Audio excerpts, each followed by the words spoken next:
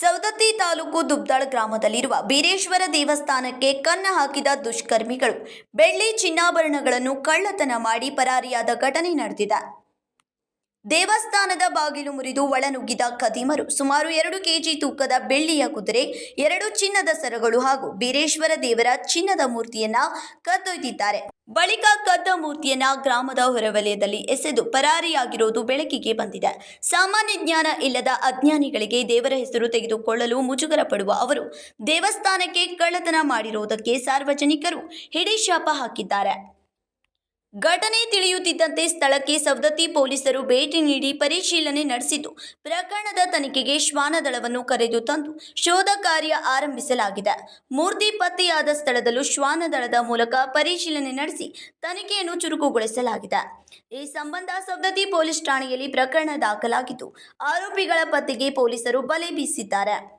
ನಿಮಗೆ ಎಷ್ಟು ಗಂಟೆಗೆ ಸುದ್ದಿ ಗುರುತಾತ್ರಿ? ಬೆಳಿಗ್ಗೆ 8 ಗಂಟೆ ಸುಮಾರು ಗುರ್ತತ್ರಿ. ಏನೇನು ದೇವಸ್ಥಾನದಾಗ ಭಾಳ ಹೋಗಿದಾವ್ರಿ ಜೋಡಣೆ? ದೈವಾಚಾರಿ ಇವು ಬೆಳ್ಳಿ ಬಂಗಾರ. ಹ್ಞೂ ರೀ. ಆಮೇಲೆ ಭಕ್ತರು ಕೊಟ್ಟಿದ್ದು ಬೆಳ್ಳಿ ಬಂಗಾರ. ಹ್ಞೂ ರೀ. ಆಮೇಲೆ ಗೋರ್ಮಳ ಆಗಲಿ. ಹ್ಞೂ ರೀ.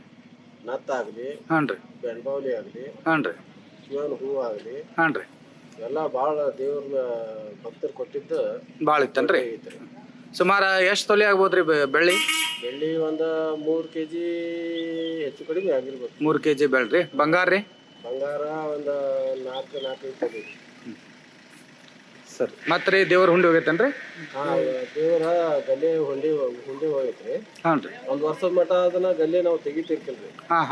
ಬಂದಂತ ಭಕ್ತರು 1000 ಆಗಲಿ 2000 ಅವ್ರಿಗೆ ತಿಳಿದಂತ ಎಷ್ಟು ಕಾಣಿಕೆ ಕೊಟ್ಟಿದ್ರು ಆ ಗಲ್ಲೆ ಒಳಗನೆ ಇರ್ತಿತ್ರಿ ಅದು.